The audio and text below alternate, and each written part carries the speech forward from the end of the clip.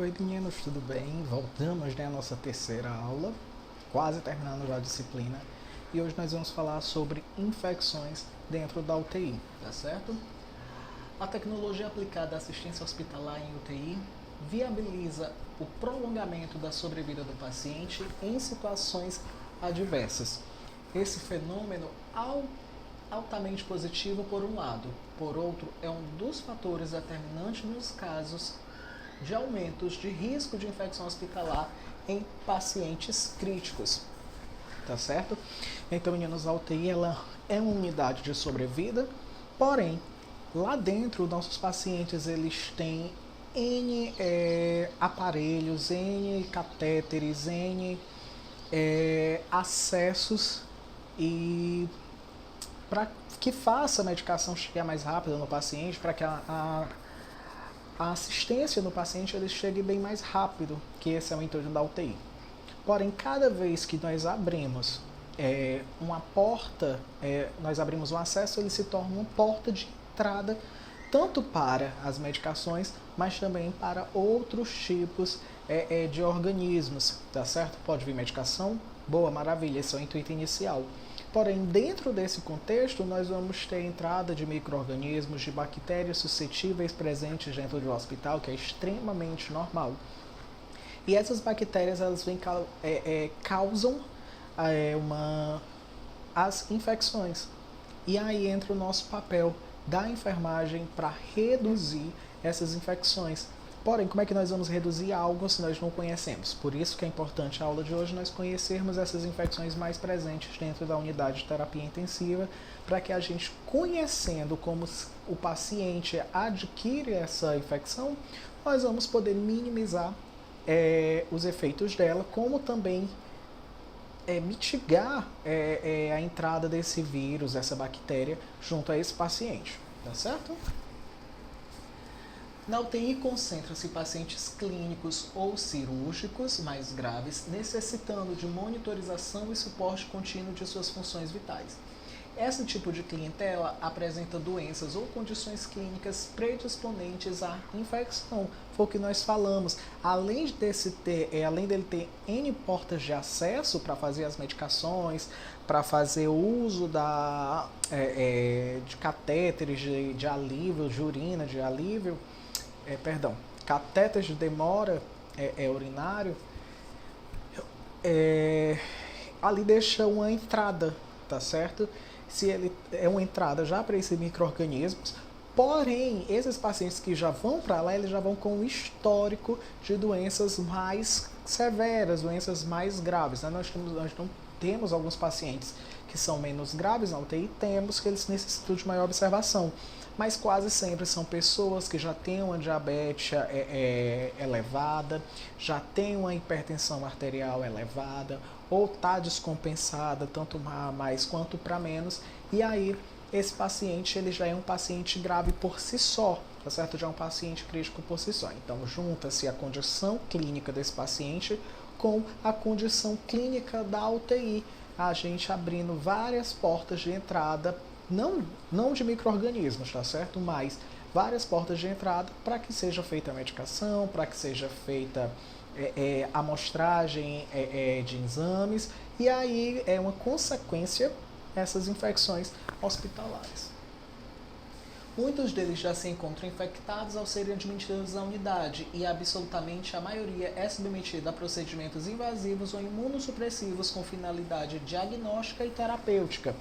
Esses pacientes muitas vezes eles já chegam com algum tipo de infecção de casa, tá certo?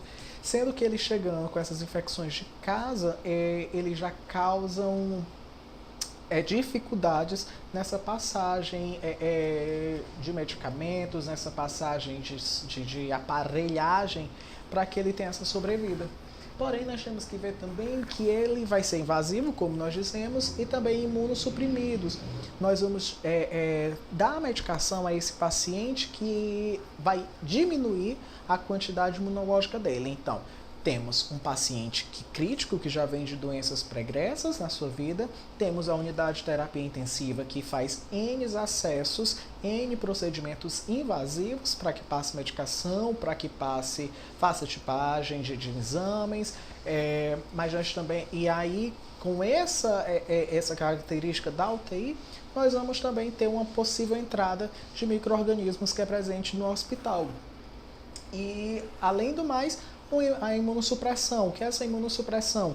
Nada mais é do que medicações que sejam para colocar em um determinado tipo de doença, mas, como toda medicação, ele tem um efeito adverso, e um dos efeitos adversos dessa medicação é diminuir a imunidade desse paciente. Então, o paciente vai ter uma baixa imunidade. Então, são 3 requisitos básicos que acontecem dentro da unidade de terapia intensiva para que ocorra as infecções hospitalares, tá? Embora os leitos destinados para a terapia intensiva representem menos de 2% dos leitos hospitalares disponíveis no Brasil, eles contribuem com mais de 25% das infecções hospitalares, com significativo impacto nos índices de morbilidade e mortalidade. Em muitos serviços, as taxas chegam a ser de 5 a 10 vezes maior neste grupo de pacientes. Isso, né, com essas 3 predisposições que nós já temos, do paciente imunossuprimido, do paciente já clinicamente crítico, com doenças não controladas, e com essa entrada, essa quantidade de acesso que é feita, essa forma invasiva que é feita nesse paciente, a unidade de terapia intensiva, nós podemos dizer que é a rainha da unidade dos postos, né, de enfermagem que se concentra as infecções hospitalares, tá certo? É uma quantidade muito elevada, de fato, em comparação com uma enfermaria simples, uma enfermaria de costume, a UTI ela tem uma exacerbação maior devido à quantidade de acesso que esse paciente tem, a quantidade de tempo que esse paciente fica com esse acesso, a quantidade de sondas que são passadas. Muitas vezes nós temos pacientes com sonda uretral, óbvio, todos, sonda naso, sonda oro, um tubo ou uma traqueostomia, e aí essa quantidade ela vai aumentando a morbilidade desse paciente, e muitos desses pacientes vêm a óbito, decorrência a unidade em si, mas decorrência também seu caso clínico. Isso é bem notado nos estudos clínicos que nós temos dentro das unidades de UTI no Brasil. Aqui no slide nós vimos que 25% representa das UTIs, sendo que a UTI ela não está presente, né, agora com o avanço do corona, foi que as UTIs elas ficaram mais presentes em todo o Brasil, em todo o mundo, na verdade. Mas antes não, antes era uma pequena porcentagem, representava só 5% dos leitos do Brasil, mas 25% das causas de morbilidade e mortalidade em relação às infecções hospitalares. A enorme importância desse tipo de intervenção está patente no fator de que cerca por cento das infecções nasocomiais que podem ser prevenidas. A grande maioria são as que resultam diretamente de cuidados prestados ao doente. Muitas dessas infecções, meninas, elas vêm, tá certo, de procedimentos que a gente faz. Ah, professor, por erro? Não, né? Não podemos dizer que é um erro nosso. Muitas vezes pode ser por negligência, por falta de habilidade do profissional em fazer esses procedimentos, mas é uma das causas, uma das consequências que nós temos em relação a uma passagem de sonda de demora, tá certo? Uma sonda urinária de demora. E é uma das consequências. Porém, nós podemos, de N formas, fazer com que essa infecção ela possa não chegar nesse paciente. Nós podemos, com a habilidade nossa da enfermagem mesmo, conseguir habilitar esse paciente para que ele não venha ter infecções hospitalares, seja uma IRA, seja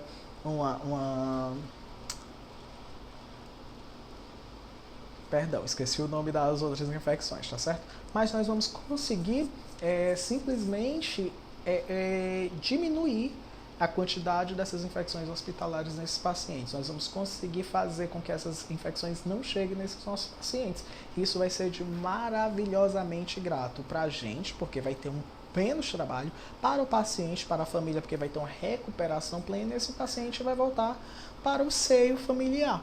Dá certo? Então, por isso que é tão importante que a gente, além de cuidar além de prestar os serviços necessários com esse paciente, como medicação, como uma troca, um banho no leito, mas também ter esse cuidado, esse olhar holístico em relação às infecções hospitalares, para que a gente possa prevenir essas infecções hospitalares. Imagina só, o paciente chega com um tipo de infecção e sai lá com 5 tipos de infecções. Então, o cuidado que você tinha para uma infecção, agora ela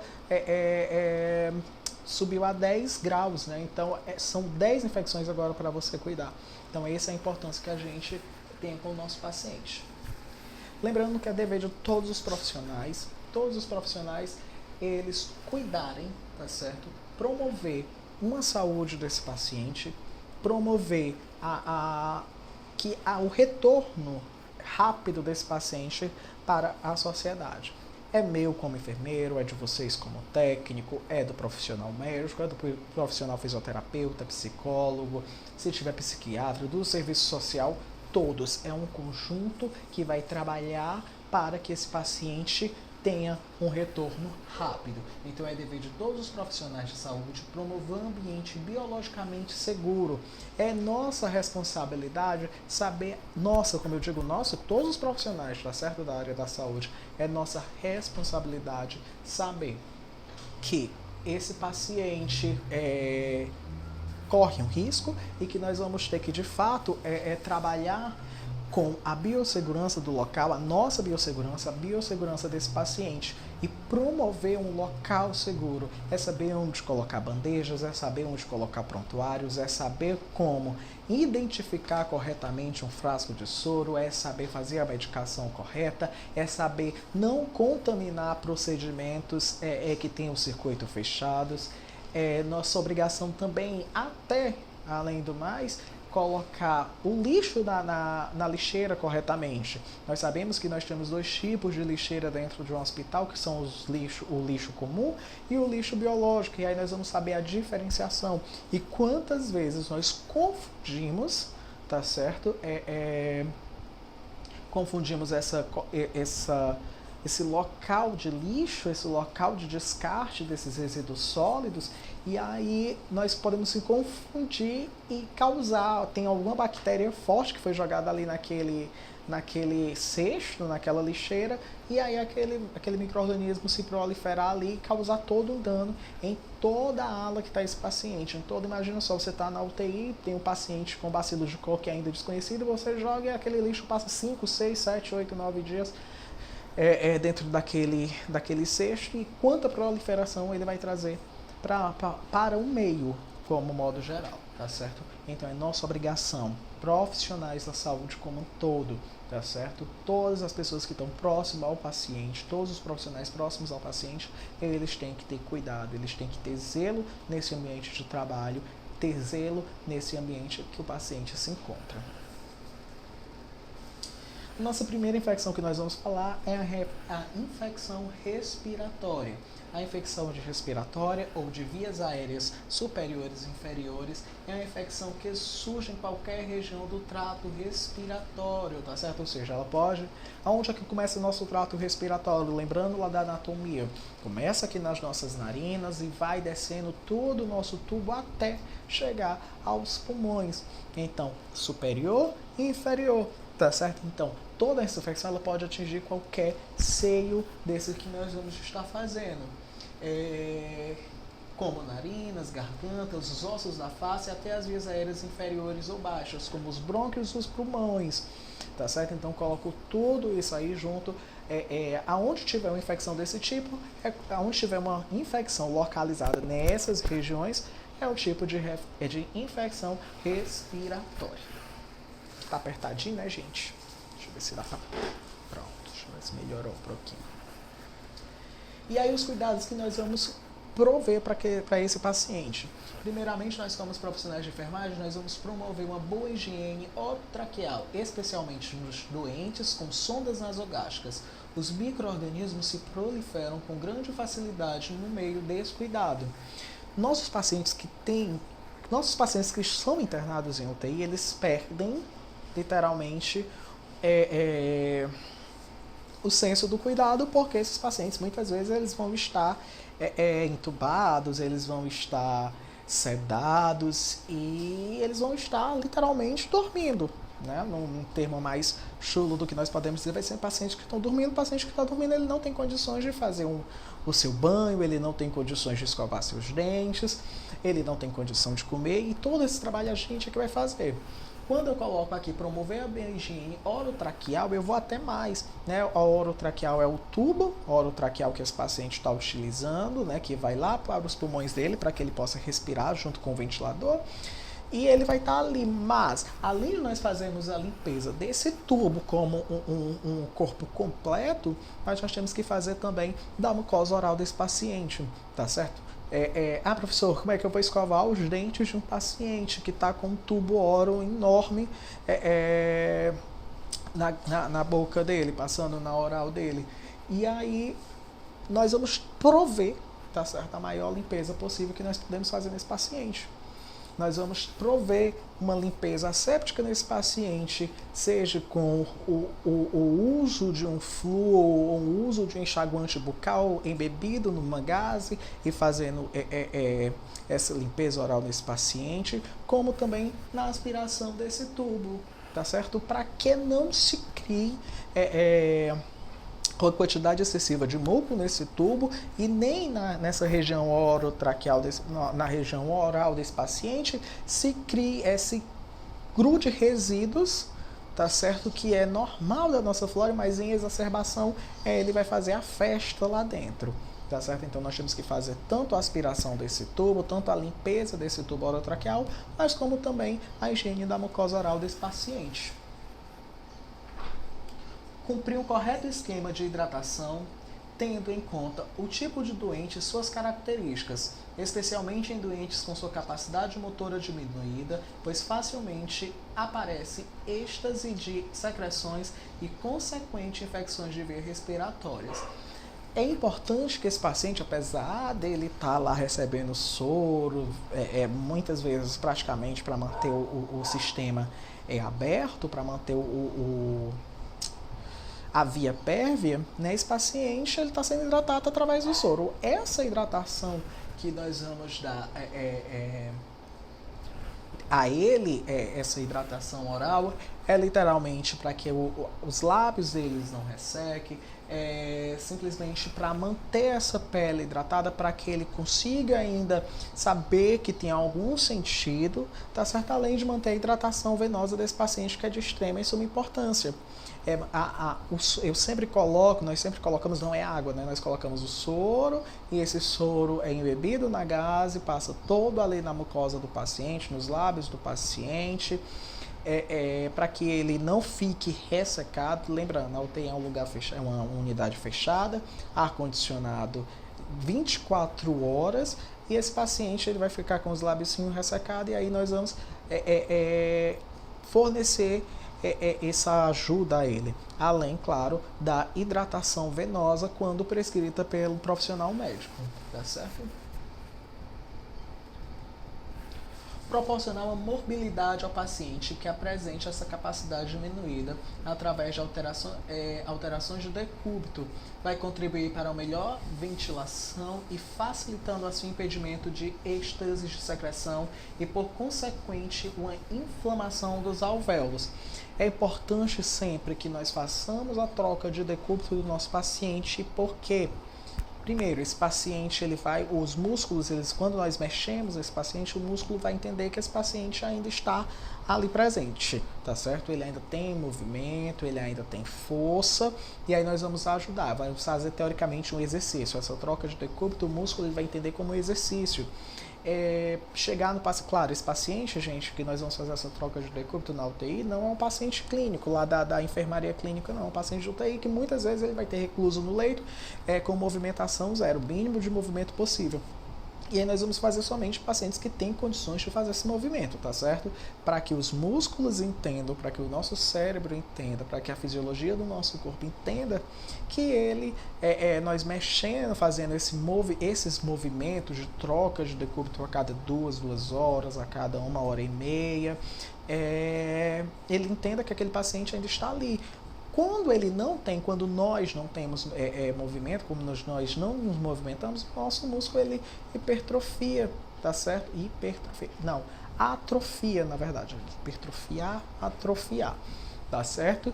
Ele atrofia, então ele fica diminuído e aí nós perdemos a força muscular. O que nós vemos em pacientes do COVID em pacientes de modo geral do COVID, é porque está muito recente, tá certo? É que esse paciente passa muito tempo acamado, passa muito tempo deitado, e aí ele não vai ter força. Muitas vezes não é nem uma força respiratória, não, é uma força literalmente muscular que esse paciente perde devido ao tempo que ele passou recluso à cama, tá certo? Recluso ao leito. Então, fazer esse movimento ajuda na mobilidade no sistema musculatório desse paciente, além, né, que isso da enfermagem acho que a gente aprende desde que a gente nasce, né, da enfermagem, acho que desde o primeiro dia da primeira aula, a gente sabe que tem que fazer a troca de decúbito para que não venha aparecer as lesões por pressão, né? Então, é bem comum também que esses pacientes de UTI eles apresentam. Então é importante que a gente faça essa troca de decúbito para melhorar essa musculatura do paciente, além de prevenir lesões por pressão. Vigilância e despiste de sinais e sintomas. Tosse excessiva, febre que não regride, dor torácica e grave hemoptíase. Então nós vamos estar notando, lembra, o paciente é seu, tudo que acontecer é responsabilidade sua. Tá certo? Então nós vamos notar a fisiologia desse paciente. Se esse paciente está apresentando uma febre assim, estava bem, o paciente estava saturando bem, estava saturando bem, urinando bem, fazendo a troca de gases perfeita. E aí esse paciente, em 5 minutos, ele começou a apresentar uma febre que já dura 24 horas. Ou esse paciente começou a brigar com o ventilador com uma tosse incessante, tá certo? Nós vamos ter que estar notando isso, que são indicativas de infecções, tá certo? Além desse paciente, ou pacientes que estão acordados, sentindo dores, né? Paciente sentindo dor que já está medicado já não é normal. Então nós vamos estar sempre notando como esse paciente vai estar. Somente, bem básicozinho. Utilizar a técnica asséptica quando a aspiração de secreções e individualizar todo o material que o doente necessite. Nessa técnica de aspiração, tá certo? Nós temos o vácuo, nós temos que vai lá com a bolsinha dele, com a caixinha, quando não é o vácuo já na parede de gases, e tem toda a traqueia que faz, o látex que faz a aspiração de fato e o catéter de aspiração. Todo esse material vai ser exclusivo desse paciente. Imagina só, eu estou aspirando aqui e aspirando o leito 1, paciente seu João, e depois que eu saio do seu João, eu pego todo esse material que eu utilizei no seu João e vou lá no leito 5 e vou aspirar o seu Carlos.